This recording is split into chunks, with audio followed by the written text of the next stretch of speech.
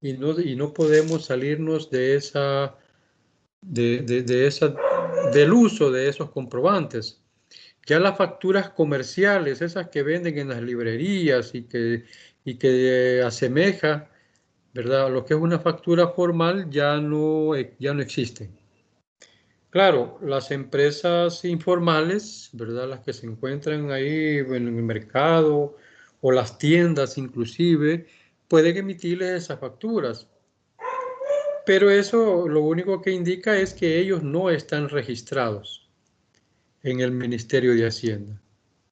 Pero si usted está registrado, lo que le compete a usted es generar una factura a nombre de ellos, ¿verdad? Como que ellos lo hubieran emitido, y es la factura de compra de terceros.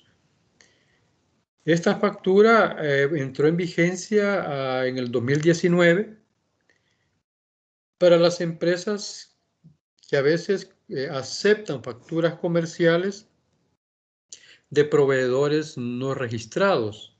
Entonces vino Hacienda y dijo, no, dijo, ahora usted va a emitir la factura que el proveedor no le dio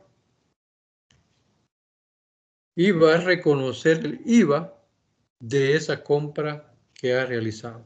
Entonces es un reconocimiento obligado para las empresas que están registradas y les están comprando a las empresas que no lo están. Digo, las micro, las medianas empresas. Entonces es importante manejar esa documentación, y a partir de esa documentación es que se hacen los registros operativos y contables. Si no, no se está cumpliendo el principio de realización. El otro que vimos es el principio de bienes económicos, que fue, creo que el último, donde nos dice que las operaciones, si no traen un valor, deben de evaluarse. Y hay criterios, decía yo, para poder evaluar estos bienes. En el caso, les decía, por ejemplo, en agricultura, que nace un becerro, ¿y qué precio le ponemos? Entonces, nacen una serie de criterios. Los que van para contabilidad lo van a ver ya en contabilidad 6, creo, donde ya les da criterios amplios, y la normativa así lo determina, que tienen que ponerle un valor, de tal forma que si lo va a reflejar en su estado financiero, o sea, en el balance, entonces tiene que reconocerlo con un precio. Otros, por supuesto, sale la intervención de los peritos evaluadores. Les decía que deben ser autorizados por la superintendencia del sistema financiero. Bien, hasta ahí habíamos quedado en la clase anterior. Hoy entramos al tercer grupo, que son los principios de contabilidad aplicable a los estados financieros.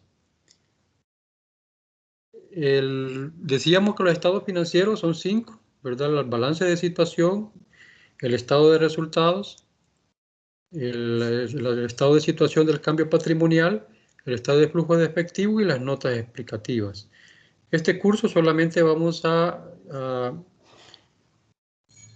referir solo al balance de situación y el estado de resultados. Entonces, el principio de revelación suficiente básicamente me está diciendo la información que debo de presentar en los estados financieros, que deben de contener en forma clara y comprensible todo lo necesario para juzgar los resultados de la operación y la situación financiera de la entidad. Cuando hablo de juzgar es porque hay una especie de supervisión, el control interno que maneja la empresa, que debe de existir en cada una, por lo menos de las medianas en adelante. Deben de manejar un reglamento de control interno que me guía de cómo debo realizar las operaciones. Y igual que en el estado de resultados, cuando queremos informar sobre el registro operativo de un contenido en el balance o en el estado o en cualquiera de los otros estados, tenemos que hacer la conformación de ese valor. en una nota aparte, que son las notas explicativas, donde si ustedes han sido curiosos en los balances que aparecen, perdón, en los balances que aparecen publicados en el periódico, a la par de cada cifra aparece un numerito. Ese numerito lo que me está indicando es que en las notas explicativas está el detalle de ese valor que ahí está conformado. Por ejemplo, la cuenta de efectivo y equivalente de efectivo aparece un solo valor, pero en las notas dice que está conformado por un valor en caja general al momento de hacer el cierre, un valor de caja chica, un valor de fondo de cambios, un valor en bancos y el valor en bancos detallado en cuentas corrientes, en cuentas de ahorros y en cuentas de depósitos a plazo. Y ya se hace un detalle completo de la conformación. Porque a la par de eso, de cada una de ellas está la conciliación bancaria, que es uno de los instrumentos de control que me permite a mí hacer la verificación o yo indicarle al auditor que esos son los valores de acuerdo a la conciliación que yo he armado. Ese instrumento lo vamos a hacer para cuando lleguemos a contabilidad 2. Los arqueos de caja, otro instrumento de control, el corte de caja, la disponibilidad bancaria, el flujo de caja, etcétera. Hay una serie de controles que hay que determinarlos de acuerdo a las políticas que vamos a ver al final es decir, en la otra presentación que correspondía a la clase de este día también.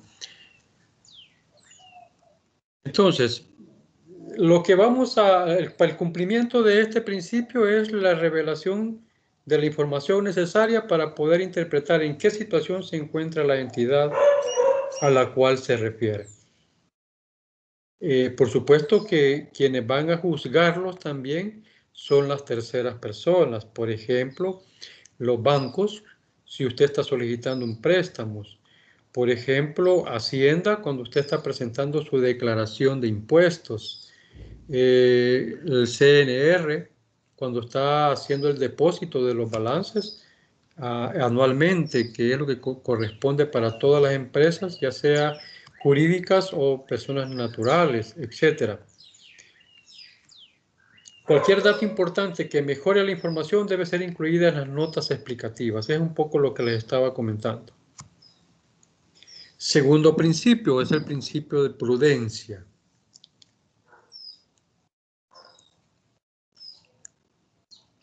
Significa que cuando se debe elegir entre dos valores para un elemento del activo, normalmente se debe optar por el más bajo, o bien que una operación se contabilice de tal modo que la participación del propietario sea menor.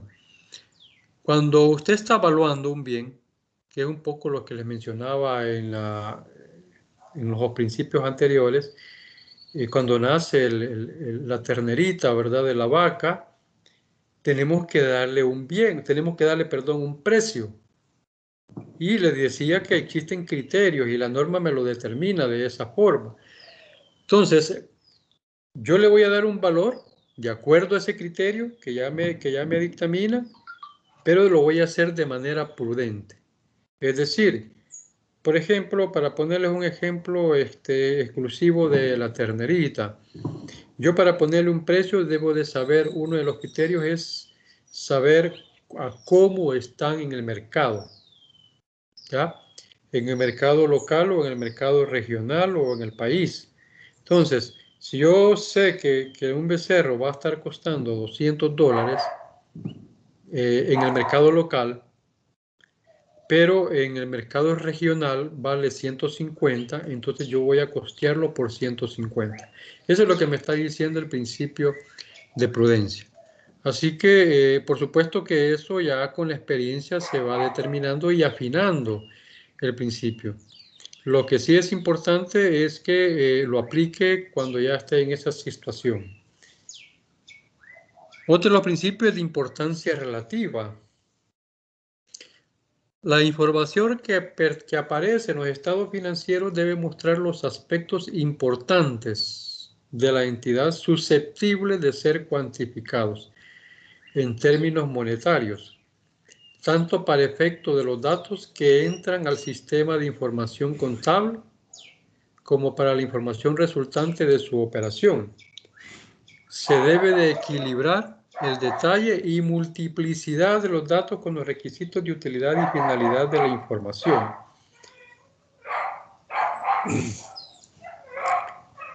Hay, así los tiempos van cambiando, ¿verdad? Y la importancia relativa también se aplica en la parte operativa.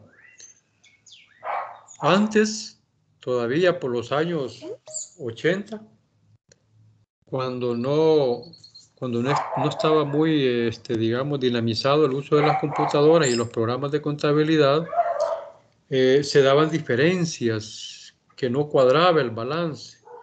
Y a veces hasta por 10 centavos, por 25 centavos, se quedaba el contador desvelándose toda la noche hasta encontrar esos centavos.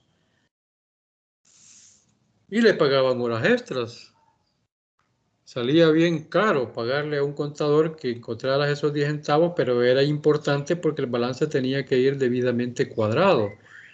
Entonces, esas son digamos, de los principios que aplicaban en ese momento. Es decir, ¿vale la pena encontrar esos 10 centavos? A pagarle las horas extras al contador y a sus ayudantes quizás hasta que encontraran la diferencia. Era algo complicado y por lo tanto en este ejemplo bastante, digamos, drástico es que existe la importancia relativa. El contador debe actuar con practicidad al aplicar los principios contables. Queda a su juicio y sentido común la aplicación de los mismos. Repito, los principios contables son como dogmas, decía yo, o como axiomas en matemáticas, que nos dicen que a partir de ahí yo debo de actuar. Y de acuerdo al criterio que me permite el principio, yo voy a actuar. Y sentido común, decía ella. Entonces, hay muchos aspectos que antes de registrarlo, usted debe de aplicar el criterio. Que se llama el criterio del contador. Y eso se desarrolla, por supuesto, con la experiencia, pero es importante que desde ya usted lo tenga en mente. También es aplicable a la operatividad de los registros cuando en su análisis no emerita inversión en tiempo y con solo aplicar el criterio contable resuelve. Es lo que les decía cuando no cuadraban los balances. Y valdrá la pena buscar 10 centavos en toda la noche y mientras tanto la empresa va a pagar horas extras. Ese es, ya viene digamos, el juicio y sentido común del responsable de las erogaciones. El principio de uniformidad. Los procesos de cuantificación para realizar los estados financieros deben ser aplicados de la misma manera a través de los periodos. Esto tiene que ver con la consistencia, ¿verdad? Es decir, usted, vamos a ver cuando estemos en los inventarios, los métodos de registro de inventarios, los métodos de control de inventarios, para hacer, digamos, un caso práctico, que desde un principio se determina qué método voy a aplicar. Y no se vale que a mitad del camino, es decir, del periodo contable, usted venga y cambie de método solo porque no le gustó cómo se contabiliza de esa manera.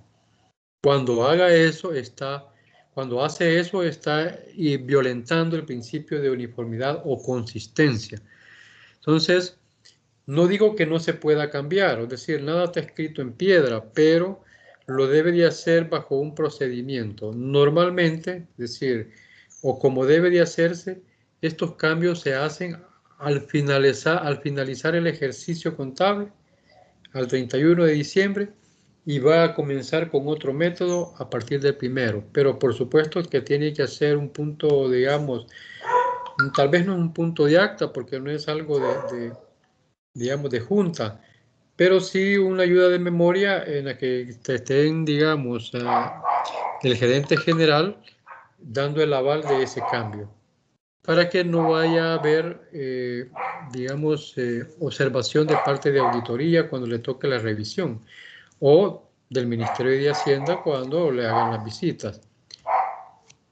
Los usos de la información contable requieren que se sigan procedimientos de cuantificación que permanezcan en el tiempo. Es lo que yo les decía, que hay que seguir o hay que diseñar un protocolo para ese tipo de cambios. Y eso usted lo va a definir en el sistema contable. Ya vamos a ver qué es eso. La aplicación de métodos para realizar los registros o generar información deben ser los mismos en el tiempo. De lo contrario, debe informarse para no tener resultados erróneos.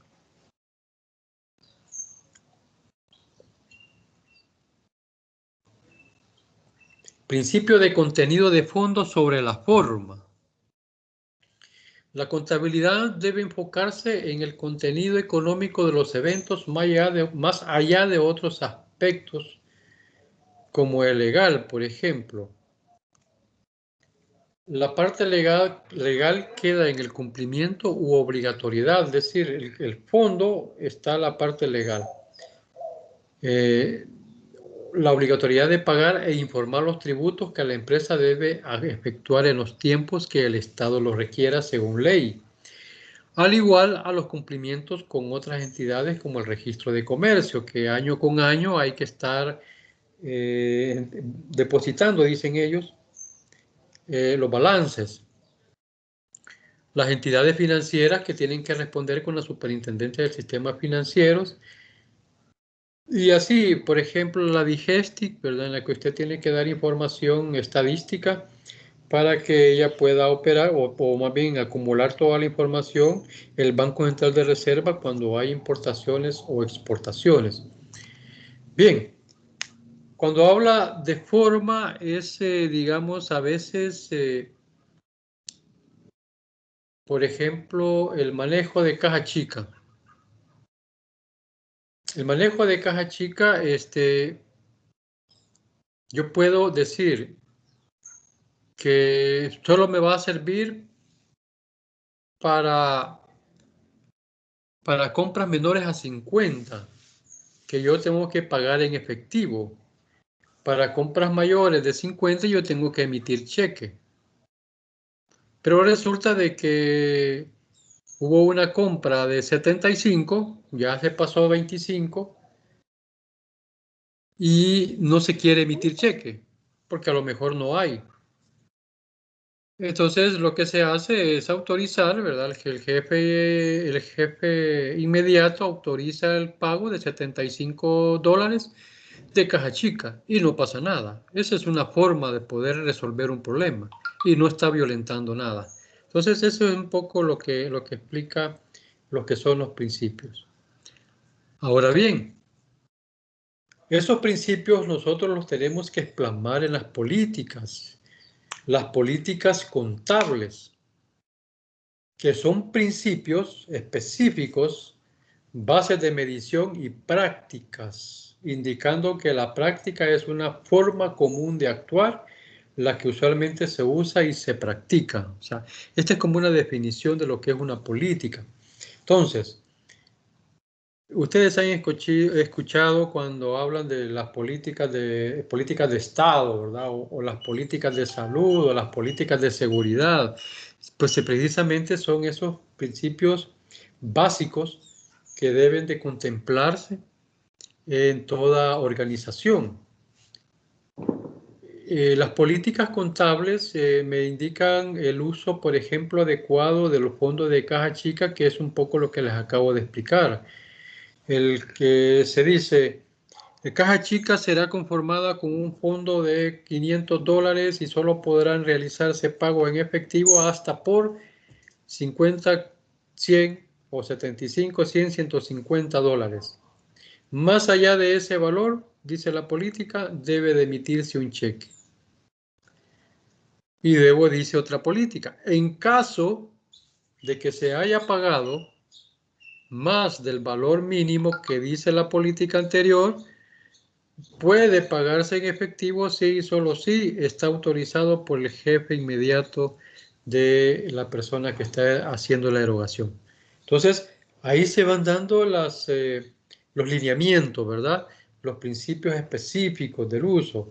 Por ejemplo, en bancos dice, todo efectivo que ha ingresado a caja debe de remesarse el mismo día o a más tardar las primeras horas del siguiente día hábil, ¿verdad? Porque hay que ponerlo también de esa manera.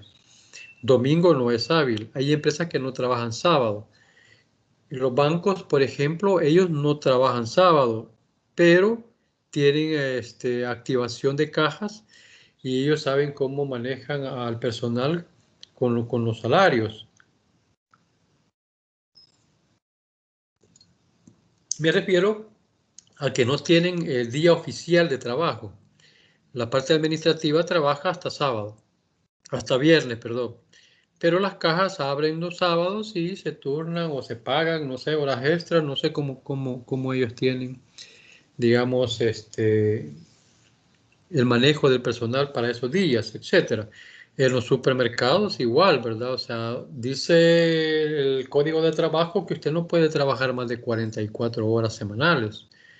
Sin embargo, usted va a encontrar a la gente trabajando los domingos. Es decir, dice que debe descansarse un día. Claro, las empresas llegan a negociación con el trabajador y le dicen, mire, ¿qué día quiere descansar? Pero el domingo tiene que venir. Y se determina una política sobre eso.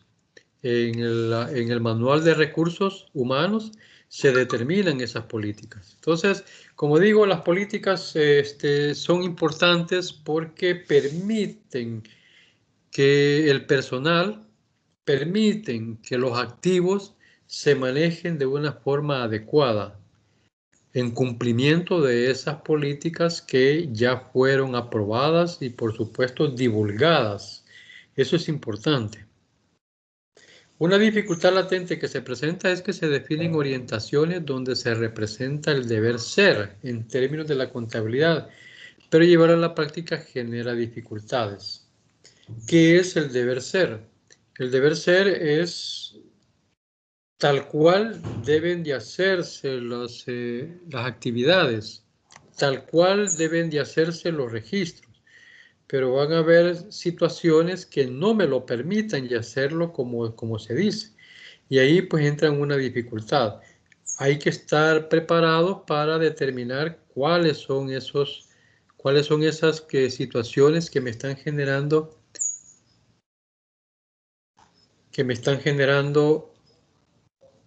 dificultades. Permítanme, por favor.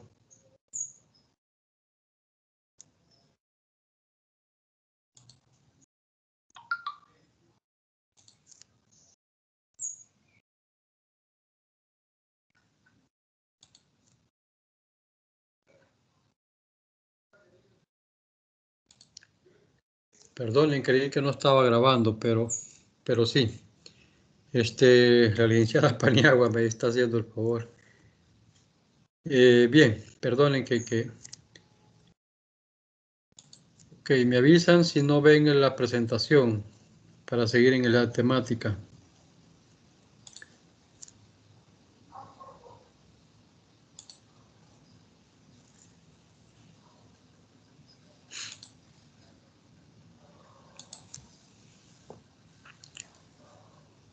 El deber ser es, digamos, la fundamentación de que las cosas se están haciendo como debe ser, valga la redundancia. Significa que tiene que existir un estándar. Ustedes han escuchado esa palabra cuando se dice que el producto está estandarizado, pero también las actividades se estandarizan. Ustedes deben de tener lo que se conoce como protocolo de acción. Ustedes saben qué tienen que hacer cuando un cliente llega a comprar y cuáles son las palabras con las que ustedes deben de atenderlo, que deben de convencerlo de que compre las cosas más caras, porque eso hacen en las tiendas, ¿verdad? Primero, cuando usted llega a preguntar sobre un producto, le meten primero el más caro, y si usted se deja, pues ni modo, lo va a comprar. Pero si usted ya conoce también, va específicamente a decirle, mire, yo quiero este producto con estas condiciones y de la marca tal. Y por supuesto ya se va haciendo la negociación y empieza la facturación y el pago y luego cómo lo van a registrar. Esa, digamos, es una política o un protocolo de atención al cliente. El contador tendrá sus propios protocolos, etcétera. La parte del manejo de los inventarios, hay otros protocolos que están precisamente planteados en estas políticas definidas. Las políticas contables son la particularización de las normas. Ya vamos a ver las normas así de manera rápida, porque no las vamos a ver una por una, no terminamos.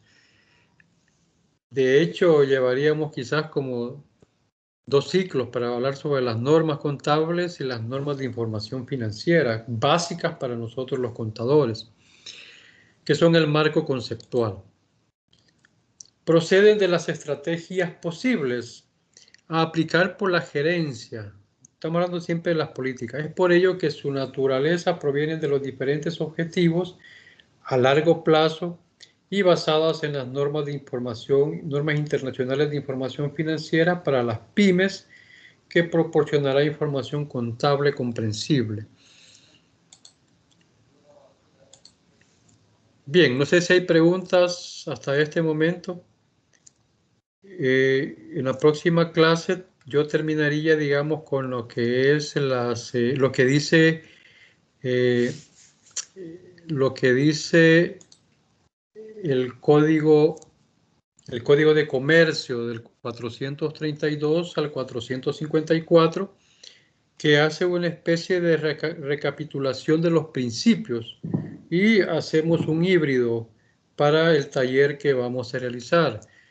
El taller yo se los haría saber y tendrían ustedes hasta el siguiente domingo, es decir, del jueves al domingo, para que me lo puedan depositar en la plataforma. Es bastante interesante. Lo van a hacer en pareja, así que vayan pensando cómo lo van a trabajar en parejas y podamos ir avanzando. Eso queda, digamos, a criterio de ustedes por afinidad, ¿verdad? Hay quienes pues ya vienen trabajando de otros ciclos y se conocen. Los que no me avisan y entonces yo formo los grupos. Bien, este es otro mensaje que pongo en la siguiente, y ahí lo van a encontrar ustedes cuando lo bajen. Tu talento determina lo que puedes hacer. Tu motivación determina cuánto estás dispuesto a hacer, pero tu actitud determina qué también lo vas a hacer. En esta parte hay una frase que yo lo aprendí trabajando en los proyectos estos que les mencionaba, donde el jefe me decía que no hay que sacrificar calidad por tiempo. Es decir, si usted va a ser, digamos, quien es el responsable de presentar datos, información, cuadros, estructuras, lo que sea, trate de hacerlo con la calidad que realmente merece. Como profesional está obligado a hacerlo y borrarnos ese estigma de que nosotros no somos capaces de hacer algo. No, la actitud, como decía, determina lo bien que lo va a hacer. Yo le agrego más a esa frase, le agregué algo a esa frase, que no hay que sacrificar calidad por tiempo, pero si lo hace en el tiempo, entonces usted es un experto, se convierte en un experto. Y hacia eso debemos, ¿verdad?, de tender para nuestra actividad profesional. No es por la empresa, es por usted, porque así se va a vender. Es decir, usted logra ganarse, digamos, el respeto por su competencia en la empresa donde está trabajando, fácilmente le van a ofrecer otros trabajos en otro lado con mejores prestaciones y se puede ir vendiendo. Usted sabe cómo ir mejorando en esas condiciones. No se menosprecie, eso es lo primerito, no se menosprecie usted como profesional, porque todos somos capaces. Aunque usted no haya hecho algo, pero sabe que eso sí se puede hacer, no diga no nunca.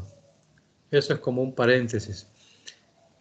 Bien, ya habíamos hablado de los principios, aquí lo volví a poner y vamos a hablar un poco de las características de las políticas. Deben cumplir con las características cualitativas de la información financiera que establece la sección 2 de las normas, conceptos y principios generales, las cuales son los atributos que proporciona la utilidad a la información contenida en los estados financieros, que son los siguientes. Comprensibilidad, es decir, cuando usted, yéndonos también a los principios, ¿verdad?, que deben de revelar lo suficiente y de información relativa, deben ser comprensibles. Obviamente tienen que cuadrar. La relevancia que mencionábamos, ¿verdad?, la importancia, la materialidad o importancia relativa. Esto también va más allá de la comprobación. Cuando habla de materialidad, por ejemplo, las cifras en el banco, usted debe de materializarlo con la conciliación bancaria. Con la conciliación bancaria usted define que el valor que ha puesto en el balance es correcto.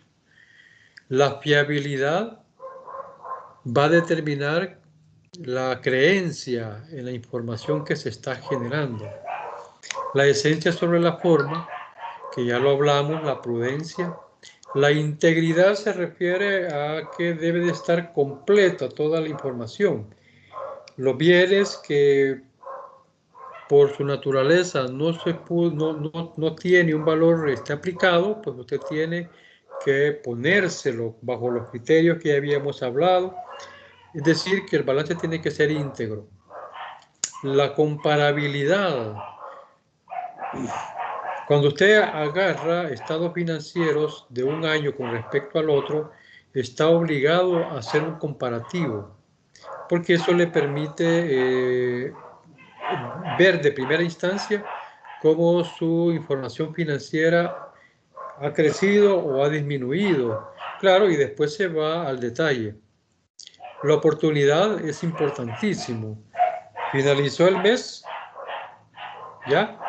Por lo tanto, ya los primeros días hábiles del siguiente mes ya deben de estar los estados financieros elaborados. Equilibrio entre costo y beneficio.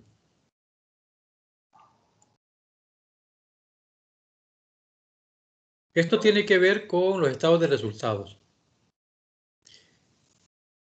La mejor manera de saber si la empresa está en buen estado es que haya utilidad. La utilidad está conformada por las ventas, los ingresos generados menos los gastos incurridos. Pero esto obviamente también lleva su control. Las ventas, lo que procuramos como política es generar más ventas, más ingresos. En los gastos, que ya es una cuestión muy interna, tenemos que manejar, digamos, los gastos necesarios, evitar los gastos superfluos y, por supuesto, la parte de los costos, que es la recuperación del bien que estoy vendiendo, más el rendimiento que me está generando. Y ese rendimiento tiene que ser tal que debe de cubrir los gastos de gestión, los gastos administrativos y los gastos de ventas, etcétera. Entonces es un intercambio de elementos que debemos de tomar en cuenta cuando estemos en la toma de decisiones. Los objetivos de las políticas persiguen algunos objetivos, ¿verdad? Persiguen algunos objetivos. Garantizar el cumplimiento de los lineamientos adoptados a fin de suministrar información contables relevantes. ¿Cuáles son esos lineamientos? Pues las políticas, que ya lo estamos mencionando, el sistema contable, perdón, lo que son las normas, lo que son las leyes, etcétera. Eso es, tenemos que dar fe que eso se está cumpliendo con la rectitud deseable. Establecer una base técnica para la aplicación de los criterios contables. Base técnica. El sistema contable me permite, dentro de la estructura del sistema contable, que es el que yo diseño, es decir, es como una estructura diseñada para decir que la contabilidad yo la voy a manejar de esta forma, en la que incluyen las políticas. También está el catálogo de cuentas. Es un catálogo que está conformado por códigos y el nombre de la cuenta. Esa es una base técnica que yo empiezo a retomar para poder hacer los registros adecuados. La codificación de los inventarios es otra cuestión técnica que se utiliza para identificar producto por producto. De hecho, ustedes se dan cuenta cuando van al súper y utilizan el código de barra, ¿verdad? Para poder identificar el producto y decirle cuánto le van a cobrar. Y ahí le aparece en la pantallita el producto que le están vendiendo. Ese código es el que se utiliza, es el mismo que sirve para descargar en el Cardex, ¿verdad? Que es el instrumento de control que permite medir la cantidad de bienes que hay en existencia. Promover la uniformidad de la información contable, es decir, hay que ser consistente en lo que se está informando y cómo se está trabajando, aún en las operaciones. Ya se debe tener, decía, un protocolo para todo tipo de actividad. Eso facilita cualquier situación. Garantizar la congruencia de los criterios contables y los objetivos financieros con la finalidad de suministrar información fiable.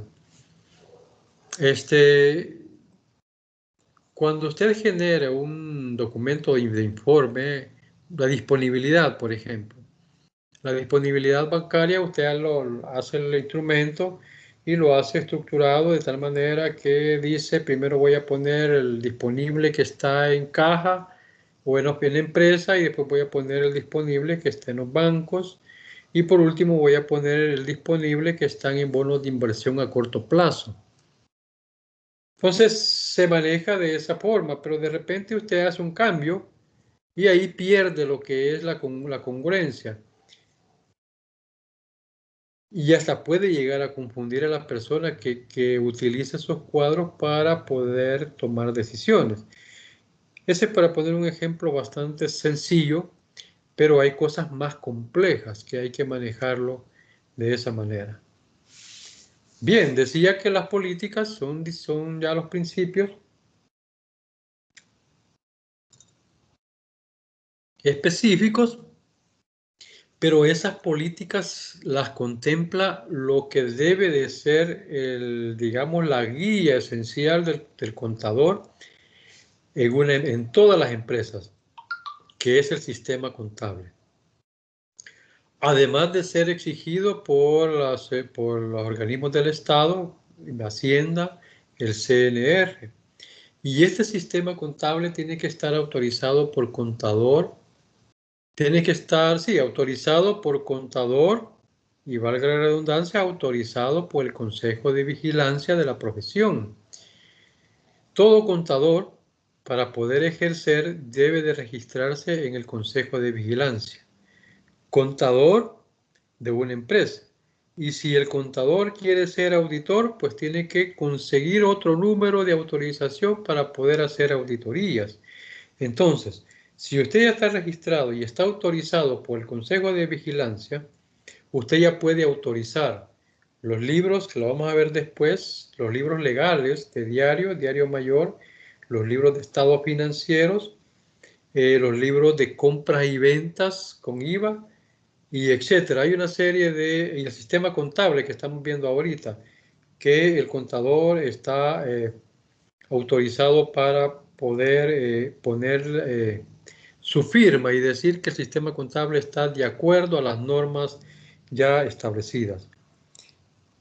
Entonces, ¿qué es el sistema contable? Es una estructura, decía, organizada, mediante la cual se recogen las informaciones de una empresa como resultado de sus operaciones, valiéndose de recursos como formularios, que son las facturas autorizadas por el Ministerio de Hacienda, los reportes, que son los informes financieros, los libros, que son los libros legales que les acabo de mencionar, aparte de los libros de actas, libros de juntas directivas, libros de asamblea, etcétera, los libros legales que la misma ley me exige y que presentados a la gerencia le permiten a la misma tomar decisiones financieras. Entonces, cuando llegue el auditor, lo primero que hace es solicitar el sistema contable, porque se sabe que toda empresa que utiliza contabilidad formal, y ya vamos a ver quiénes son los que utilizan contabilidad formal, deben de tener un sistema contable. De lo contrario, pues pueden ser primero observados por el auditor como un hallazgo, pero el auditor está obligado a informarle al Estado de que su empresa no tiene sistema contable y puede que lo lleguen a fiscalizar y ponerle multa por ese incumplimiento. El sistema, decíamos, son normas, pautas, procedimientos para controlar las operaciones y suministrar información financiera por medio de la organización, clasificación y cuantificación que arrojan. No sé si aquí tengo la estructura. Para que un sistema de contabilidad funcione eficientemente es preciso que su estructura o configuración cumpla con los objetivos trazados. En un sistema contable tiene lo que son las generales de la empresa, dice cómo se llama la empresa, cuál es el activo inicial, quiénes son los accionistas, dónde está ubicado, cuáles van a ser los métodos que utilicen en inventarios, en control y en registros, cuál va a ser el método que va a utilizar para la evaluación de las inversiones, etcétera. Una serie de aspectos iniciales que tienen que ver con criterios y políticas. Luego están las políticas meramente contables. Luego están lo que es el catálogo y el manual de aplicación y alguna otra información que requiera. Dentro de lo que es, digamos, el efecto del sistema contable es el control interno, que es un plan de organización de todos los métodos coordinados con la final de proteger los activos. Cuando ustedes hacen un manual de control interno, digo, no es parte del sistema, pero el sistema da vida al control interno. Por lo tanto, debe de regirse en los términos operativos de acuerdo a lo que el control interno me dicte. De hecho, también es parte del trabajo de los contadores cuando la empresa le dice yo quiero que me haga un reglamento de control interno. Y como contadores estamos autorizados para hacerlo. De lo contrario, si no lo impide, usted tiene que ir a la entidad pública o entidad del Estado para que lo autorice. Pero la finalidad es esa, proteger los activos. Verificar la exactitud y confiabilidad de la información financiera. El control interno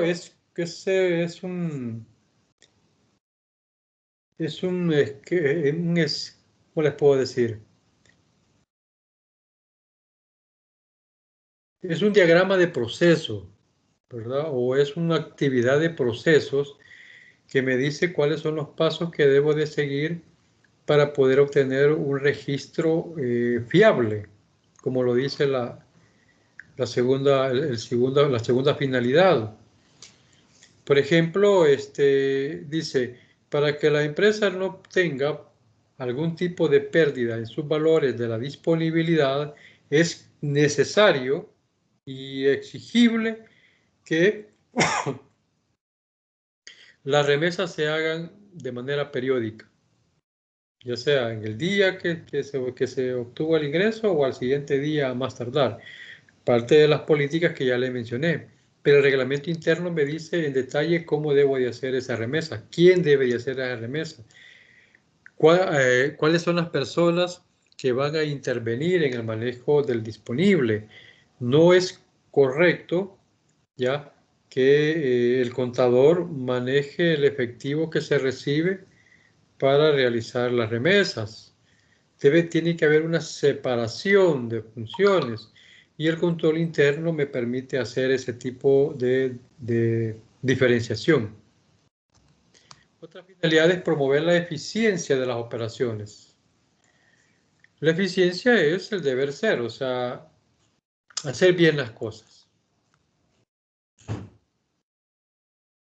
Este se clasifica en control interno administrativo, que es el control de gestión, que le llaman ahora, o la contabilidad de gestión, que es la otra forma de poder realizar, digamos, las actividades, y la contabilidad meramente contable, el control interno contable. El administrativo, que me determinan métodos, medidas y procedimientos que tienen que ver fundamentalmente con la eficiencia, es decir, hacer bien las cosas y con el cumplimiento, hacerlo en el tiempo. Cuando hablamos de cumplimiento es porque se están haciendo en el tiempo y de la manera que la norma me dicta. De las medidas administrativas impuestas por la gerencia, encaminadas a la salvaguarda de los activos, que era una de las funciones que mencionábamos, de la organización. El control interno contable también habla de métodos, medidas y procedimientos que tienen que ver con principalmente la protección de los activos y la confiabilidad de los datos de contabilidad. El manual de control interno es un documento que también debe divulgarse. En el contable, pues obviamente tiene que tenerlo la gerencia financiera, por supuesto el gerente general y todo el departamento de contabilidad, porque le dice cómo tiene que hacer su trabajo. Y el administrativo, pues obviamente es más general, ¿verdad? Como digo, es de gestión. Puede tener la gerencia de ventas, la gerencia de producción y por supuesto la gerencia financiera.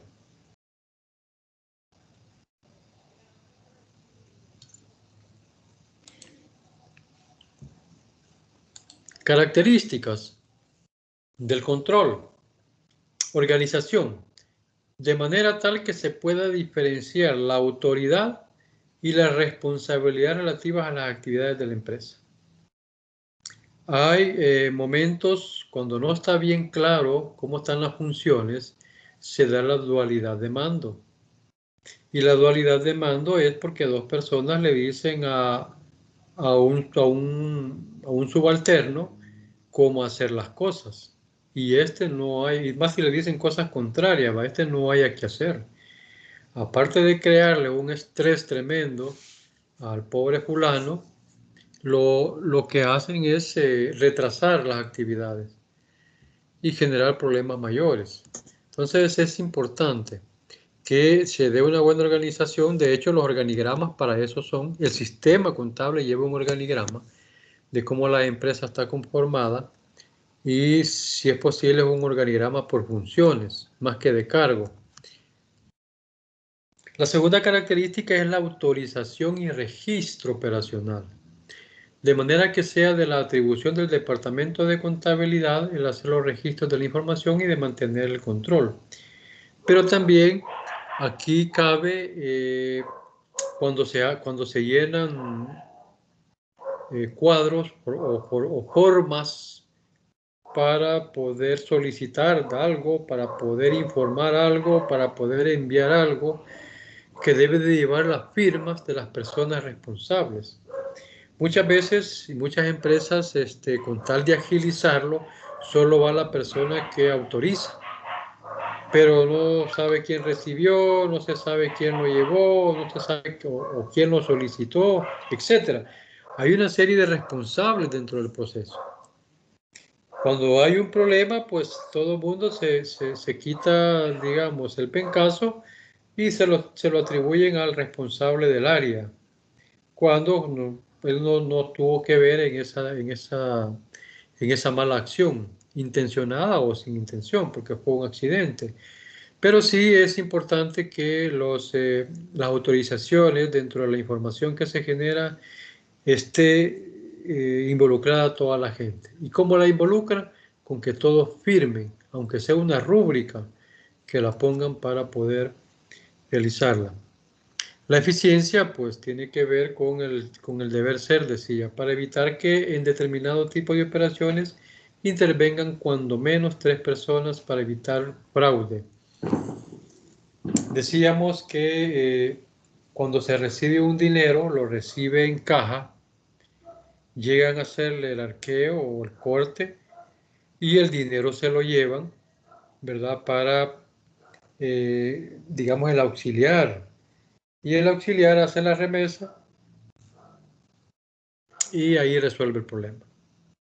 Cuando la cajera se responsabiliza de hacer la remesa, pueden suceder dos cosas. Una, que mandó a remesar la cantidad no ingresada, es decir, mandó a ingresar menos, eh, por cualquier razón. Y la otra es que se empapelen los documentos o no lo haga en el tiempo oportuno por las mismas actividades que ella está haciendo. Se dio un caso en donde yo estaba trabajando en una cooperativa de que a una cajera, cada vez que le íbamos a hacer arqueo, se lo hacíamos de una manera que todo estaba bien, ¿verdad? Es decir, los recibos de ingreso que tenía cuadraban con el dinero que tenía. En ese mismo momento ella elaboraba la remesa, llevábamos el dinero y al día siguiente, pues la ordenanza iba a rechazar la remesa. Pero en un momento dado, que se hizo de esos arqueos sorpresas que siempre deben de hacerse, y resulta que tenía un faltante de 4.000, en esa época eran colones, de 4.000 colones. Pero ¿y cómo? Si todo el tiempo había tenido cuadrado, había cuadrado bien. Y resulta que la diferencia era como de 6 meses atrás. Lo que sucedía era que ella recibía el dinero, porque eran cheques de planillas, cheques de pagaduría, perdón, que recibía el cheque y la nómina de las personas a quienes les descontaba, pero no les hacía el recibo porque ese cheque servía para cubrir el faltante que ya traía. Y ese, digamos, era lo que pasaba, es que no había un control interno efectivo, ¿verdad? Es decir, no había esa separación de actividades. Y eso es lo que se trata de evitar cuando queremos hablar de la eficiencia. Los procedimientos para instalar un sistema contable son tener conocimiento de la empresa, obvio. Si usted no lo conoce, pues no la va a poder hacer. Y como contador, lo mínimo que debe de tener son, eh,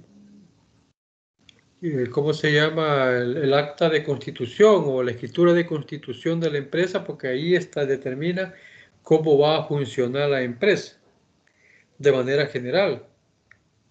Pero además, tenemos que hacer un reconocimiento del volumen de ventas, de los tipos de gastos, del cómo están costeando, los sistemas de costeo que utilizan de manera empírica, etcétera. Todo, digamos, la forma como la gerencia maneja los controles de manera empírica, pero que no están, digamos, protocolizados. Es importante conocer la empresa y solo lo puede hacer, si usted es de afuera, solo lo puede hacer interviniendo un poco en los tipos de controles también empíricos que tengan. Un checklist, obviamente, es importante. elaboración de informes, mínimo, ayuda de memoria, catálogo de cuentas y manual de procedimientos. El manual de procedimiento explica cómo, en qué momento yo tengo que utilizar las cuentas que en el catálogo he estructurado. Eso no no es más que eso. Dice en qué consiste la cuenta, en qué momento la va a cargar y en qué momento se va a descargar.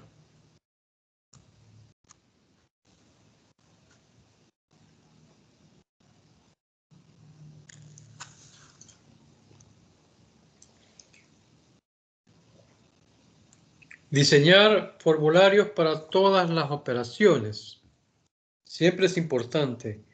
Desde el momento que llega el producto que se va a revender a la empresa, que va con una nota de envío y una nota de respuesta, le llaman ellos, por supuesto con la factura, que es la que con la factura se cumple el principio de realización que les decía, y se hace un ingreso a inventarios. Al hacer el ingreso de inventarios se emite una nota de ingreso, ¿verdad? Que es parte del control de los CARDEX, quien lleva los CARDEX. Luego hay una hoja de requerimiento que le van a hacer al bodeguero y el bodeguero entrega el producto de acuerdo a esa requisición. Por supuesto que el bodeguero tiene que vigilar que las firmas que el documento exige estén expuestas para dirimir responsabilidades. Hay que diseñar reportes, ¿verdad? Hay que informar. Al final usted tiene que,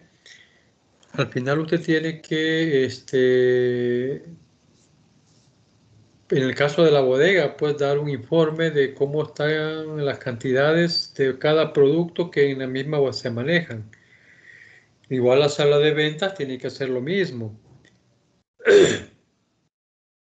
Los reportes en las empresas industriales, los reportes de producción, ¿verdad? Tiene que irse identificando cuáles son los productos en proceso.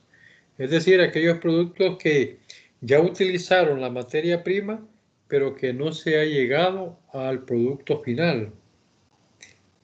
Mientras está ese proceso, hasta antes de llegar al producto final, se conoce como inventario de producción en proceso y tiene que saberlo cuantificar.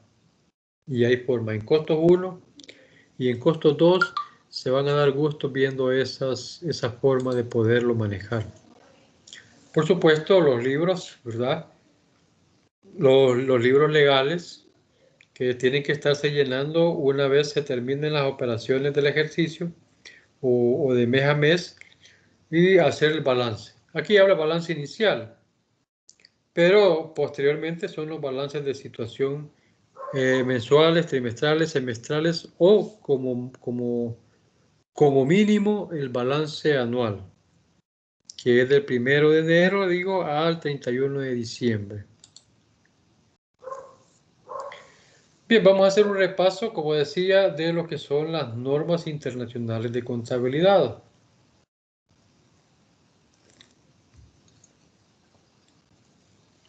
Las famosas NIC.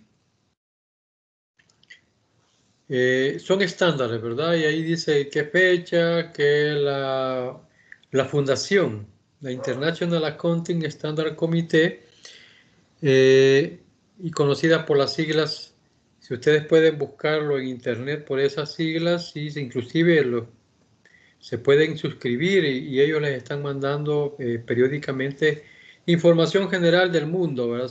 Del movimiento de la contabilidad. Y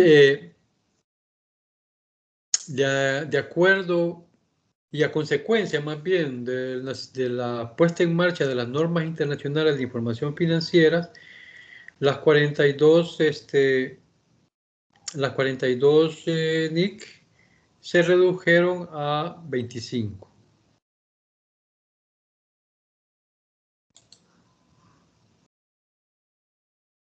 ¿Qué son las normas? Bueno, ¿qué son las NIC más bien? Son normas que se necesitan de acuerdo a experiencias empresariales que se han considerado de importancia.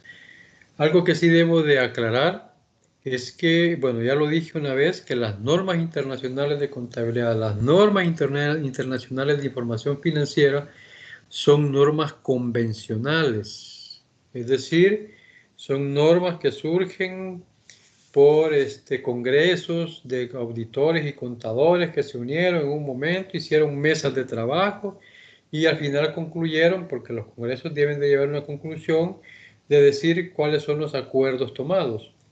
En su momento, decía acá, ¿verdad? En 1973 se dijo que las normas o las famosas NIC iban a ser de cumplimiento para todos los contadores, pero no son ley.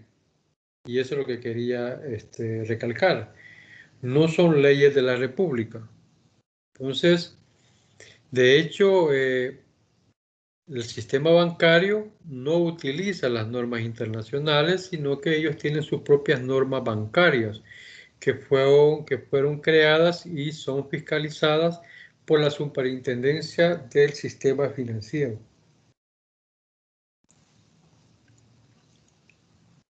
Sin embargo, también en el Código de Comercio van a encontrar que el Estado le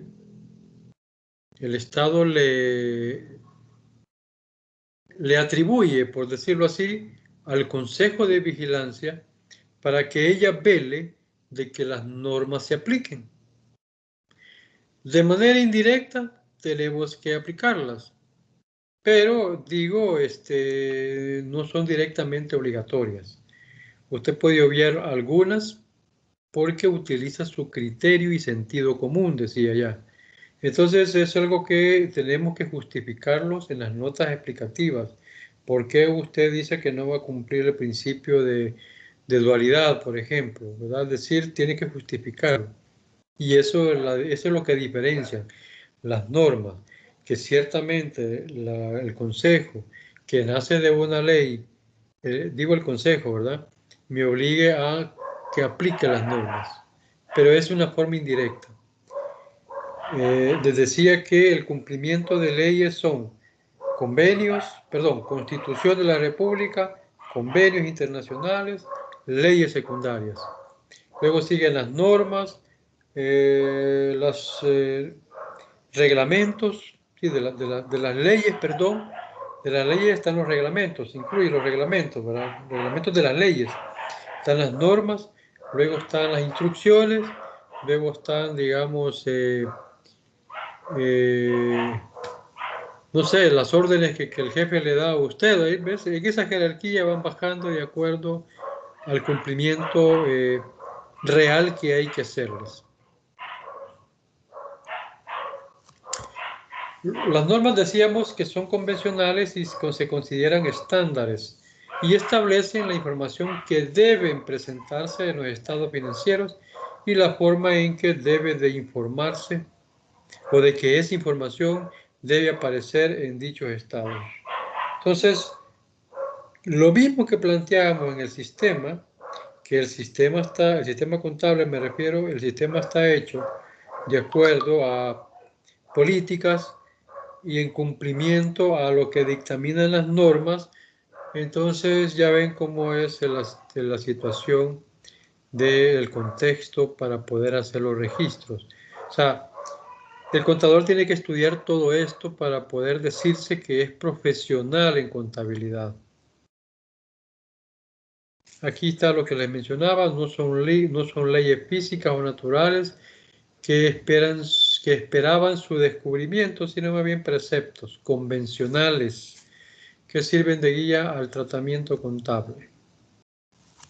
Entonces, aquí solamente para hacer un enlistado de las normas, porque ustedes deben de saberlo, especialmente los que van para contabilidad, por eso es que lo estoy, las voy a detallar, no son de estudio, solamente esta NIC 1, que tiene que ver con la presentación de los estados financieros, establece los requerimientos generales para la presentación de los mismos estados financieros. guías para determinar su estructura y requisitos mínimos sobre su contenido.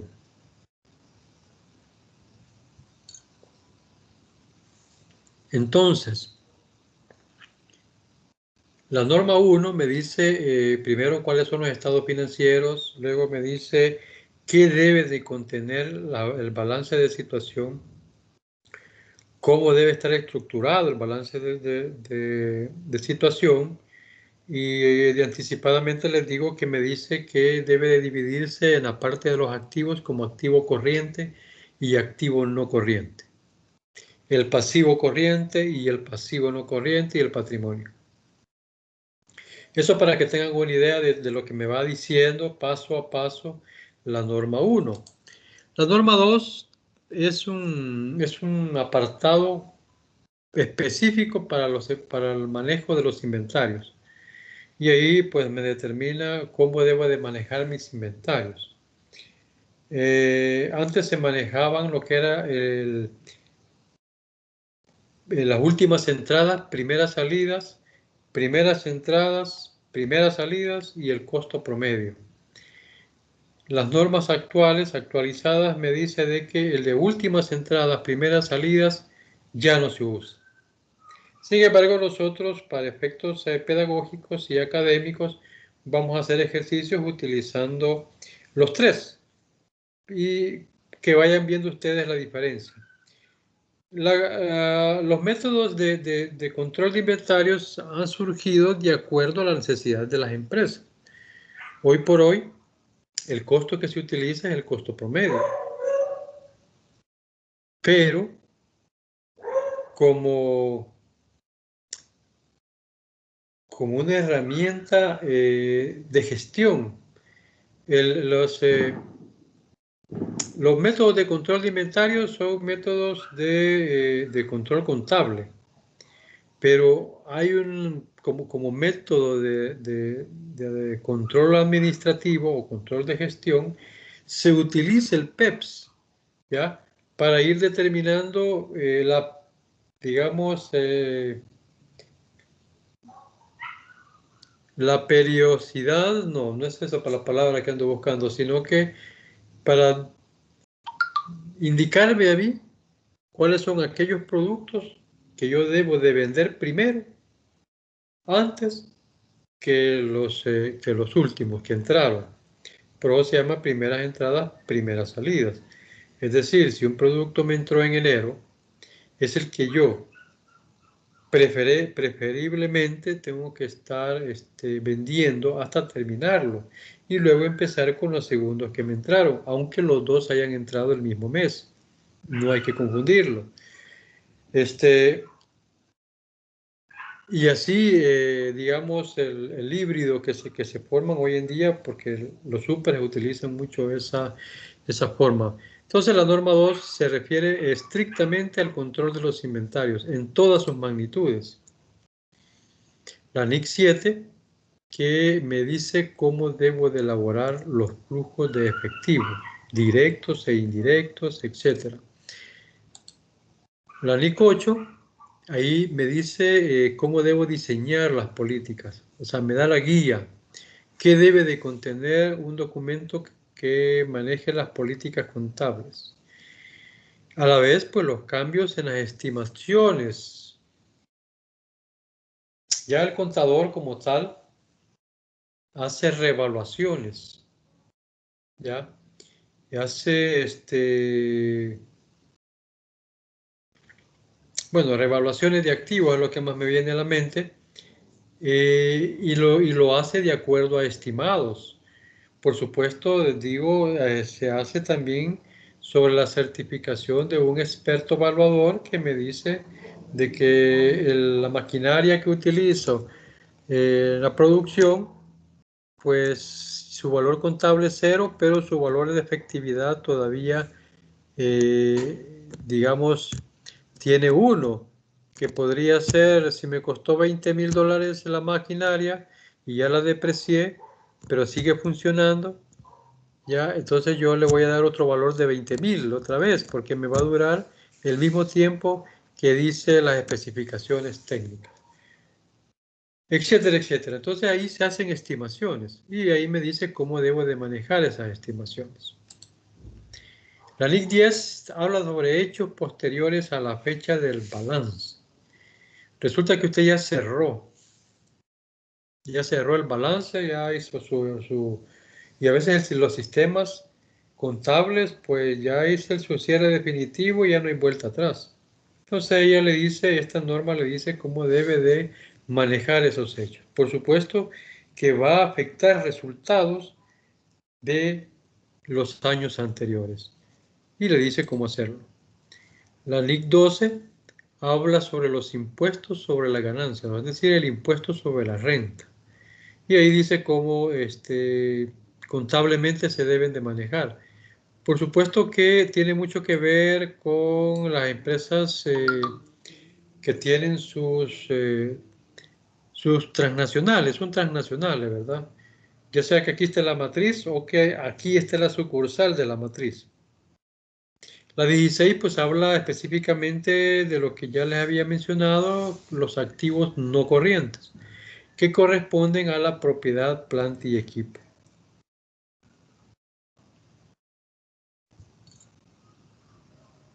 Es decir, todos los bienes tangibles e intangibles de la institución. Por ejemplo, vehículos, maquinarias, mobiliario, transporte, patentes, programas, etc. Hay una serie de contenidos que tiene esta cuenta. La ley 17 habla de los arrendamientos. Prescribe para arrendatarios y arrendadores. Es decir, que tiene que ver, permítame,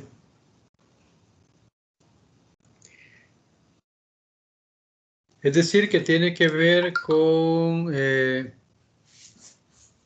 actividades de naves, de arrendamiento de naves industriales. O hay una forma que trabajan las empresas que le llaman los leasing y se conocen contablemente como arrendamientos financieros. Es un tratamiento muy, muy especial. En contabilidad 6 se van a dar gusto trabajando sobre los famosos leasing. La ley 19, retribuciones a los empleados, que también habla algo sobre las indemnizaciones y cómo deben de contabilizarse, más que todo provisionarse las prestaciones a los empleados. Ya el código laboral, pues, dice cómo tienen que pagarse, ¿va? Pero que es específico de cada una de los países. La ley 20, contabilización de subvenciones oficiales. Las subvenciones son ayudas, regalías que hacen ya sean países o organizaciones internacionales a instituciones o países definidos y son cantidades bastante elevadas porque son de ayuda. De hecho, los proyectos donde yo estuve trabajando eran 40.000 euros, 40 millones, perdón, de euros que se manejaban. En aquella época, estoy hablando en el año 2001, 2010, que pues sigue siendo plata. La Ley 21 habla de los efectos de las variaciones en la tasa de cambio.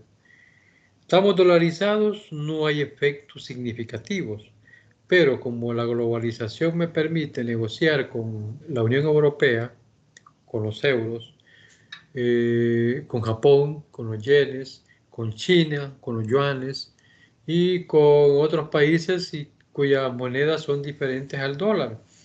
Y estas instituciones cuando me venden me dicen que me van a vender, por ejemplo, en euros y quiere que yo le pague en euros. Es decir, ellos no quieren dinero en otra moneda que no sea la de ellos. Entonces vengo yo y tengo que contabilizar. Primero, comprar las divisas y digo al banco, véndame 10.000 euros para pagarle al cliente. Es decir, el cliente me vendió a mí en 10.000 euros. La factura viene por 10.000 euros. ¿Cómo lo voy a contabilizar? Me tengo que ir digamos, a la lista oficial de tipos de cambios que aparece en Internet, y ahí dice oficiales, cuáles son los cambios oficiales, y me dice que hoy el cambio de este día es de 1.13, más o menos anda el tipo de cambio. 1.13, 1.15 hasta 1.5, 1.7, es la variabilidad que tiene. Pero yo compré a 1.5, por decir algo, pero me dio crédito para 30 días. Yo contabilicé la factura de 30.000 euros a 1.5 de dólar. Pero cuando me tocó cambiar, perdón, comprar, yo tengo que pagarle en euros. Y ahí sí me voy al banco y le digo, quiero comprar 30.000 euros. ¿Cómo están? Están a 1.12. Wow. De 1.5 a 1.12 son 7 centavos que subió por dólar. Multiplícalo por 30.000. Resulta de que tengo que pagar más de lo que inicialmente pude haber pagado. Ese diferencial de cambio es lo que me dice la NIC 21 cómo debo de manejarlo. La NIC 23 pues habla sobre los préstamos, y aquí hablan sobre los préstamos hipotecarios, ¿verdad? Lo que le llaman los pasivos reales. Se tienen que medir los costos, son parte de los costos. Aquí es algo bien interesante, porque si es un préstamo para invertirlo,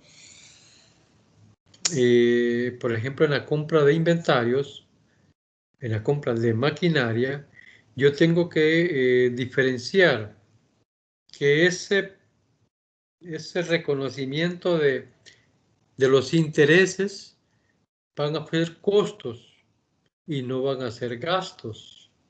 Los gastos financieros, los famosos gastos financieros.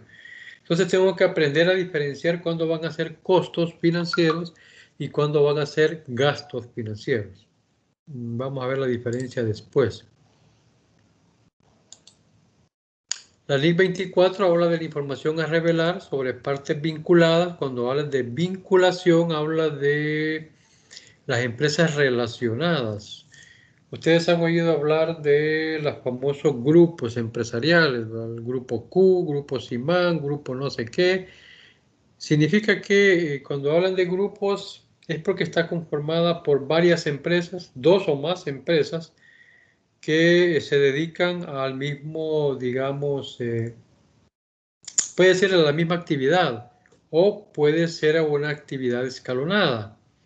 Es decir, una empresa produce, así como hace el pollo campero, que tiene sus granjas. Las granjas venden los pollos a una empresa, otra empresa de ellos, que es la que se encarga de destazarlos, y esta empresa se la vende a pollo campero.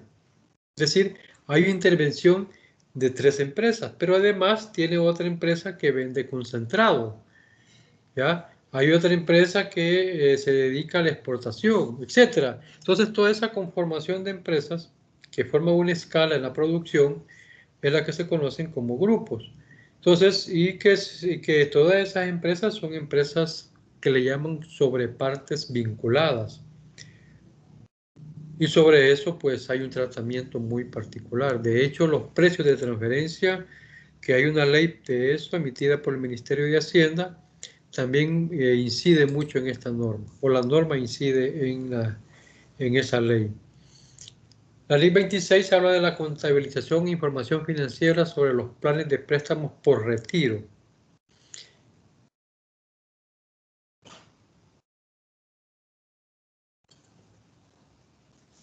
Son las liquidaciones, ¿verdad? Cuando ya una empresa deja de existir. Aunque el Código de Comercio tiene un capítulo solo de eso, sí, la norma también tiene sus preceptos. Cuando trabajamos de los grupos y luego conforman un solo balance, pues se forman los que son los balances consolidados, es decir, se consolida la información del grupo en un solo estado financiero y es la que se informa. La NIC 28 habla de las inversiones en entidades asociadas. Cuando hablamos de, ¿cómo se llama? Las matrices. Y, bueno, puede ser que emiten títulos valores. A eso más que todo va dirigida, porque habla de inversiones. Los títulos valores emitidos por una empresa los emite precisamente para invertirlos en otra empresa, que pudiera ser una empresa relacionada o vinculada. Y esta norma pues me dice cómo tengo que hacerlo. La NIC 29, que habla de la información financiera de las hiperinflacionarias, es la cosa. Nosotros como estamos dolarizados, pues difícilmente podemos llegar a este tipo de situación, pero aquellos países como Venezuela, que ya anda en 20.000 por dólar, ¿verdad? 20.000 bolívares por dólar, no sé si es el tipo de cambio, pero para poner algo exagerado, está llegando, si es que no ha llegado a una situación hiperinflacionaria. Que la pone en problemas, ¿verdad? Es decir, no puede comprar divisas, no tiene credibilidad con empresas internacionales, etcétera, etcétera. Claro, la ventaja de Venezuela es que tiene su petróleo y de ahí obtiene las divisas necesarias, pero su condición económica es precaria, eso es un hecho. La 32, que habla de los instrumentos financieros y la presentación de esos instrumentos. La NIC 33, pues la ganancia por acción, que también es un tratamiento de, más que todo, de las inversiones realizadas. La 34, que habla de la información financiera intermedia, si es que hay que hacerlos dentro de lo que es, digamos, el ciclo de producción. La 36, deterioro del valor de los activos. Por ejemplo, bueno, la propiedad de plantilla y equipo, específicamente los edificios, que pueden perder valor. Normalmente los bienes de infraestructura van adquiriendo un valor mayor. Las casas, por ejemplo, lo que le costó cuando empezó a comprarla, ya después de un tiempo, 5 años, 10 años, ya no valen lo mismo. Si alguien quiere comprar una casa donde usted vive, pues la va a comprar más cara. Esa es parte de la plusvalía. De igual manera un terreno. Sin embargo, los terrenos y los edificios pueden perder valor de acuerdo a las condiciones sociales. En nuestro caso, pues, las pandillas, ¿verdad? Las pandillas le pueden hacer bajar el precio de una vivienda si es que no la regala, porque usted ya no puede vivir ahí, etcétera. Entonces, también esa NIC lo permite. Con los pasivos contingentes tiene que ver con, digamos, las actividades, activos y pasivos contingentes tiene que ver con las actividades de la empresa en condición de litigios. Los litigios, ya sea porque usted los ha puesto, usted puso una demanda o porque le han puesto una demanda, estos, estos cálculos y estas provisiones se hacen de acuerdo a las condiciones de litigio. Dice el criterio que si usted considera que la probabilidad de que va a perder o va a ganar un litigio, entonces usted tiene que contabilizarlo, ponerlo como activo o pasivo contingente en el balance. Si es del 30 al 50%, no tiene que ponerlo en el balance, sino que lo va a poner en las notas explicativas. Y, y luego está que si es del 0 al 30%, pues simplemente no lo va a divulgar. Por supuesto que depende de las políticas, pero la norma me lo determina en qué condiciones. Los activos intangibles también tienen su propia norma, ya sabemos que son los patentes, los programas, etcétera, todo eso que no se puede visualizar, pero que sí son útiles en las empresas para que funcione efectivamente. Los instrumentos financieros que ya tienen que ver con los títulos valores, que también lo determina cómo deben de emitirse. Propiedad de inversión, que ya nos dice las condiciones y los métodos que se deben de aplicar en la cuantificación de las inversiones. Y por último, pues se landó con el NI 41, que tiene que ver con cómo se manejan la agricultura. El objetivo de la norma es prescribir el tratamiento contable, la presentación en los estados financieros y la información a revelar con relación a la actividad agrícola. Hoy, por ejemplo, que estoy dando contabilidad agrícola, la norma que nos va a regir, aparte de la norma 1, y la norma 2 es la NI 41, que ahí me dice cómo debo darle tratamiento, por ejemplo, a los activos biológicos, que son propios de la actividad agrícola.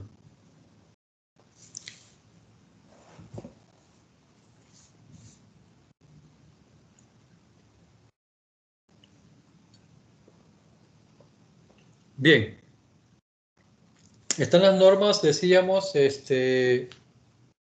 internacionales de contabilidad, las famosas NIC. Pero también están las normas internacionales de información financiera, y ahí están el IFRS por sus siglas en inglés. Y estos son conjuntos de estándares internacionales de contabilidad promulgadas por el instituto que es una fundación, ¿ya? Que establece los requisitos de reconocimiento, medición, presentación e información. Reconocimiento es cuando ya aplicamos el principio de realización, es decir, que ya llevamos la operación a su contabilización, siempre y cuando tengamos los documentos fiables que me permiten hacer ese registro, ese reconocimiento. Cuando hablamos de medición, pues nos referimos,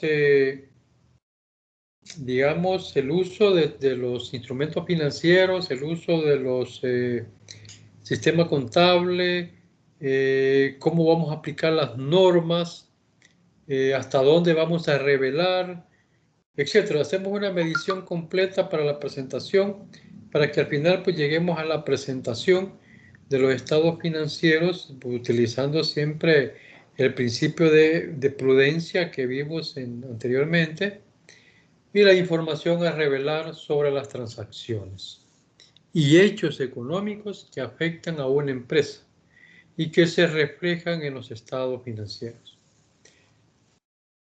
Como ven, para poder emitir los estados financieros al final de cada periodo, ya sea mensual o al final del año, se deben de hacer varias consideraciones. Respetar principios, respetar las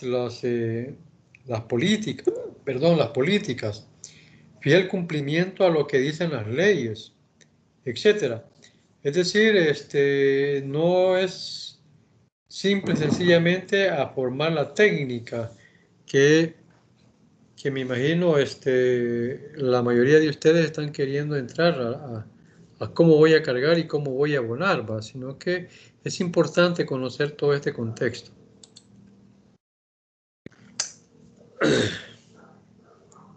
Las normas abarcan a dos grupos de empresas: las que invierten en bolsa de valores, emisores de valores, entidades de interés públicos, y se conocen como normas completas o NIF completas, y las que no lo son, y las que no lo hacen, perdón, y se conocen como normas NIF para pymes o NIF para pymes. Entonces, por ejemplo, Simán, La Constancia, Selectos y todas esas grandes empresas no van a ser siempre NIF para pymes, sí y solo sí, no invierten en bolsa de valores. Esa es la diferencia. Por eso que se llama NIF para pymes. Y las grandes empresas aplican NIF para pymes, sí, solo sí, no invierten en la bolsa de valores. Es decir, toda su actividad está basada en la inversión en la bolsa. Eso, eso de Wall Street y todo eso es porque los grandes conglomerados están metidos, las matrices que tienen empresas y a nivel regional. Por ejemplo, aquí tenemos Nestlé, pongamos como ejemplo. Nestlé es un conglomerado que viene de Holanda, Dinamarca, no sé, de los Países Bajos, y que se ha, digamos, desarrollado en todo el mundo. La oficina, por ejemplo, que rige a Nestlé El Salvador está en México. En México se definen las políticas, todo lo que se quiera, eh, digamos, cambios que se quieran dar a nivel regional. Es decir, México controla México y controla Centroamérica. Y Centroamérica, pues, incluye Panamá e incluye Belice. Estas empresas, digo, cuando comercializan sus productos, lo hacen a través de una bolsa comercial que es metida en bolsa de valores. Entonces, estas empresas utilizan NIF completas, que ya los requerimientos pues son más exigentes.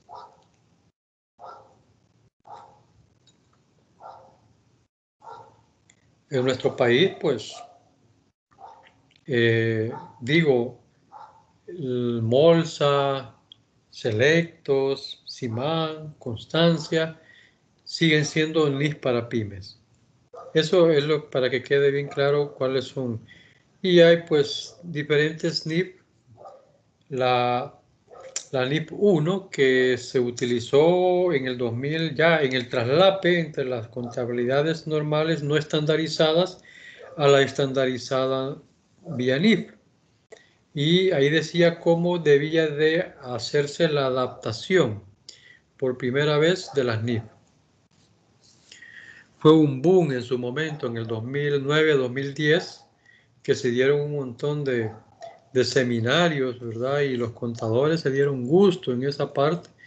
Los contadores más que todo que daban los cursos, no los que recibían, porque teníamos que pagar hasta $200, 300, $400 solo por aprender esa forma de interfase. Y las empresas lo pagaban bien, es decir, si yo me acreditaba como experto en manejo de las NIF, a mí las empresas me pagaban bien y esa era un poco la idea y por eso que se cotizó muy caro. Sigue siendo caro, pero ya no es muy demandado, porque ya todas las empresas están ya bajo norma NIF. La norma 2 dice que son los pagos basados en acciones, es decir, cuando ya estamos en la bolsa de valores. Y decimos que no están para las normas completas, pero también las empresas pequeñas pueden emitir acciones, ¿verdad? Bonos, y los pueden vender al mercado secundario, que es directamente a otra empresa. Los mercados bursátiles se dividen en mercados primarios y mercados secundarios. Los primarios son los que se discuten en el mercado de valores, en Wall Street y todos esos. Y los secundarios son los que se miden de empresa a empresa. Bien, combinaciones de negocios. Cuando hablamos de la norma de la consolidación de estados financieros, cuando hay una empresa, veamos una Selectos, pongamos Selectos, porque quizás es lo que más hay. Selectos es una sola empresa, pero que tiene sucursales en todo el país. Ya llegó a la sucursal 100, 101 con el servicio a domicilio, dicen ellos, pero bueno, ya llegó a las 100 sucursales. Cada sucursal, por efectos de control, tiene que emitir sus estados financieros. Pero, como son la misma empresa, como son sucursales de la misma empresa, lo que le corresponde al final al contador general, ¿verdad? De Selectos SADCB, o Calleja se llama, Calleja SADCB, es combinar todos los estados financieros para formar uno solo. A eso se refiere cuando habla de combinaciones de negocios, es decir, la,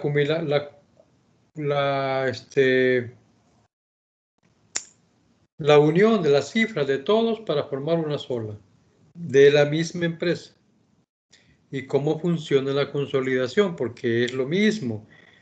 La consolidación funciona cuando les decía que los grupos están formados por empresas independientes. Es decir, lo que mencionaba del pollo, Avícola Salvadoreña es una empresa y rinde cuentas como empresa. Digamos,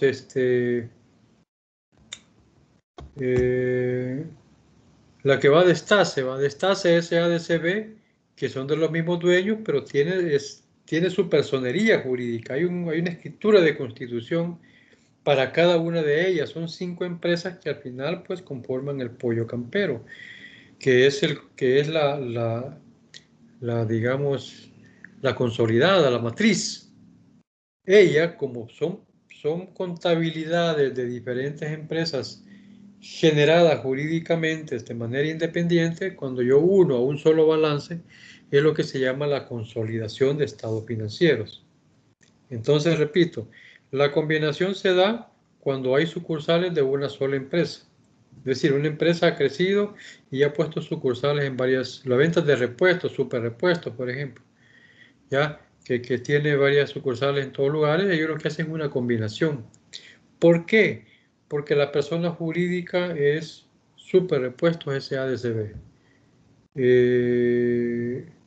Callejas SADCB, y el balance que presentan a las entidades estatales son un solo balance consolidado.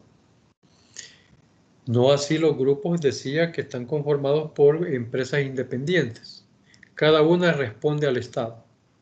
Y el consolidado me sirve para responder a los dueños de ese grupo. Y por supuesto para otras, digamos, inversiones que se quieran hacer.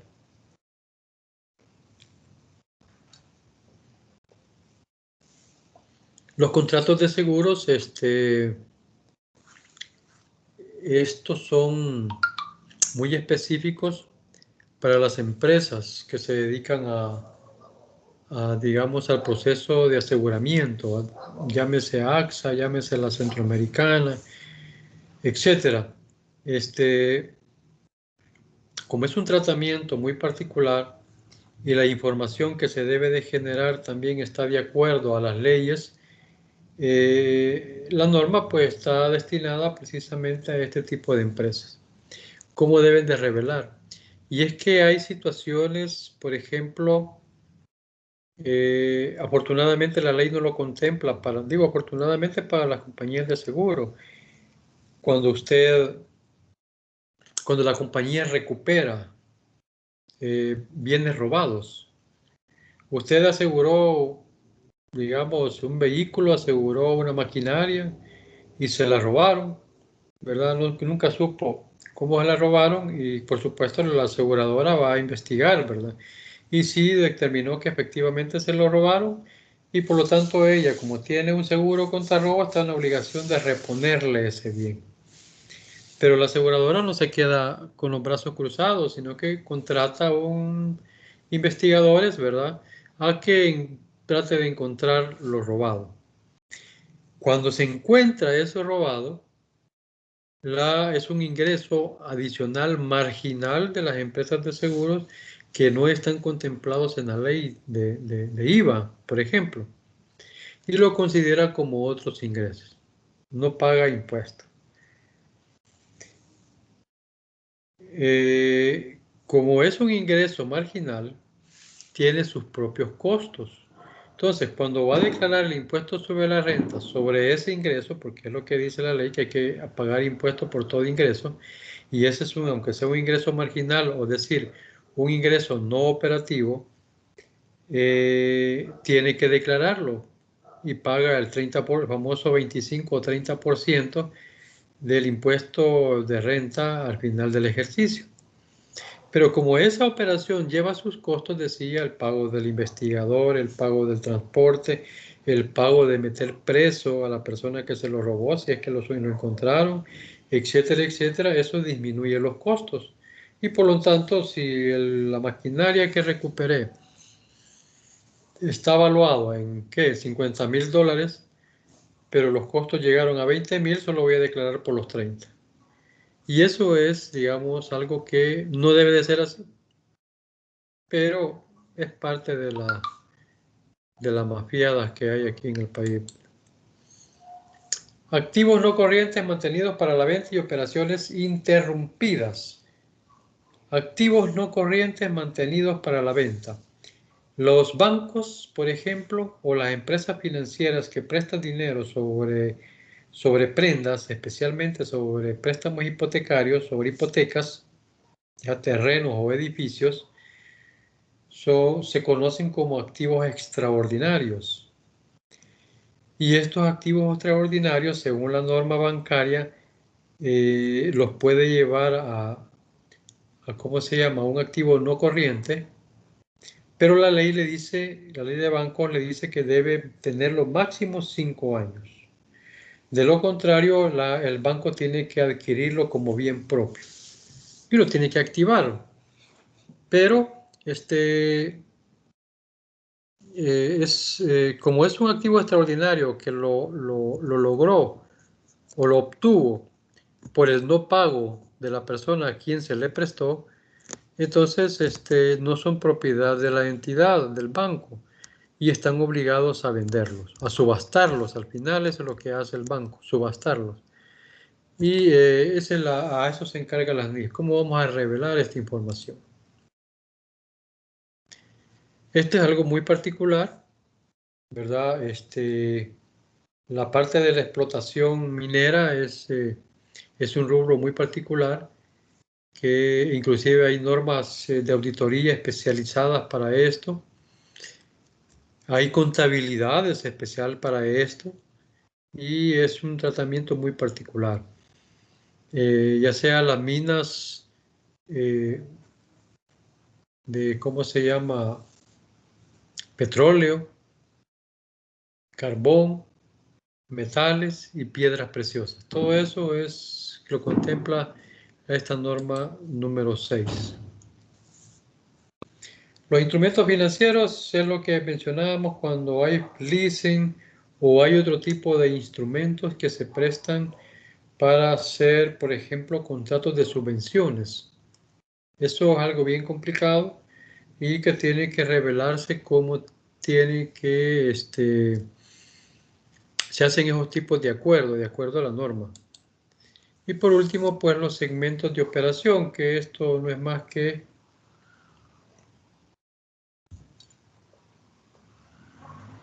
como una especie de rompecabezas de las operaciones que no contemplan cada una de estas NIF, pero que son de aplicación general para las otras 7. Algo así, más o menos, es lo que contempla la norma 8. En cada norma, ustedes han oído, se han escuchado que habla de la sección 1, 2, 13, hasta 40, 50 secciones. Es decir, una norma puede tener varias secciones y cada sección contempla un acto dentro de la contabilidad.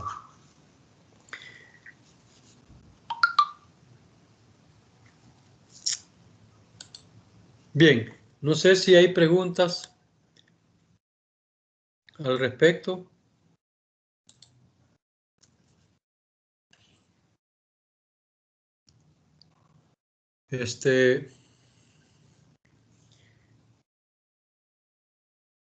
Bien, ya lastimosamente la licenciada al final vino a grabar. No va a aparecer toda la grabación, pero no se perdieron de mucho porque es básicamente la segunda presentación la que está grabada, que comienza siempre con los principios, con los que terminó la presentación anterior. Pero, bueno, hasta aquí vimos lo que son las normas, los principios, cómo se elabora, bueno, cómo se elabora, sino que el sistema contable, qué es y qué debe de contener. ¿Cómo se hacen estos? Ya eso básicamente es para el contador y hay una, ¿cómo se llama? Un tema nada más. Esa es una decadencia que tiene parte del programa de contabilidad que no tiene una asignatura solo para esto, que sería lo ideal. Pero, bueno, el nuevo programa en el cual yo intervine, sí lo pusimos en la contabilidad 3. Lastimosamente todavía no ha sido aprobado por el Ministerio de Educación, pero que sí es fundamental porque los contadores debemos saber cómo se arman estos instrumentos. Eh, para la otra clase, que todavía no hay parcial, ¿verdad? Creo que faltan como 2 clases. Estamos a 4. Sí, más o menos 2 clases. La otra clase es, vamos a ver la parte del código de comercio, que me interesa que lo conozcan, para después irnos adentrando ya a la parte de la conformación contable, la estructura contable como tal. Así que las primeras clases, yo se los mencionaba al principio, no sé si se los dije, es bastante aburrida porque todo es puro documentación. Sin embargo, decía que después de la otra clase vamos a hacer un taller y donde van a aplicar todo esto que hemos hablado. Eh, vamos a un poco también a ver el detalle de la norma de la NIC 1, que contempla la norma, y etcétera, etcétera. ¿Verdad? Que hay bastante campo que seguir trabajando. Y como digo, al final las últimas 4 clases del ciclo es solo ejercicio.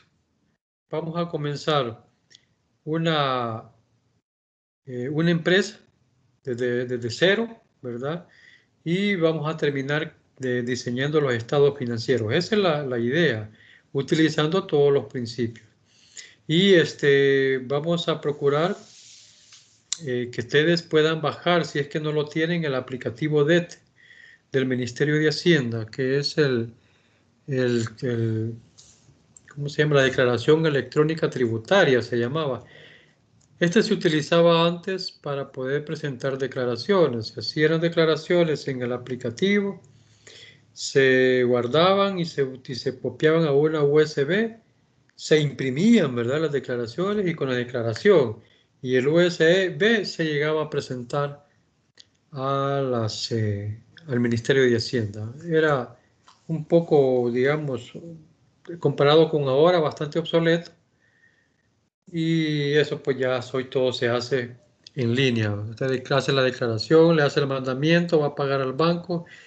Una vez que usted paga el banco le notifica a Hacienda y Hacienda ya le puede, y Hacienda ya le permite imprimir la declaración de impuestos. Ya es más fácil. Pero hay más requerimientos, ellos exigen más información. Y si han tenido oportunidad de entrar a uno de los espacios de alguien que está registrado, van a ver que son una cantidad bastante fuerte de informes que hay que estar presentando todos los meses, en los primeros 10 días hábiles. Así que, bueno, no sé si tienen preguntas. Si no, pues gracias por su atención y esperamos vernos el otro jueves. Primero Dios, todos estemos bien. No sé si hay preguntas.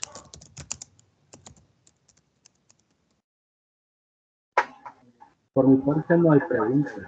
Bien. Ok, Rodolfo, estamos bien. Sí, cualquier duda les digo, es importante que la hagan saber. E inclusive, yo siempre incito que traten de observar el todo de la empresa donde están trabajando. Más que todo, por supuesto, en la área que les compete, ¿va? ¿Por qué tal cosa en cada una de las acciones? Eso les permite ir conociendo el todo y eso les genera competencia, pues, o sea, al final digo, tal vez no es que no les guste la empresa, ¿va? Porque cada vez somos raros los que a veces llegamos es raro más bien que a veces llegamos a empresas que nos gustan, ¿va? A veces estamos porque tenemos que estar ahí y no hay vuelta de hoja. pero es importante que sean curiosos profesionalmente hablando. Así que si no hay, pues buenas noches, ya están retirando muchos y que pasen una feliz fin de semana, ¿verdad?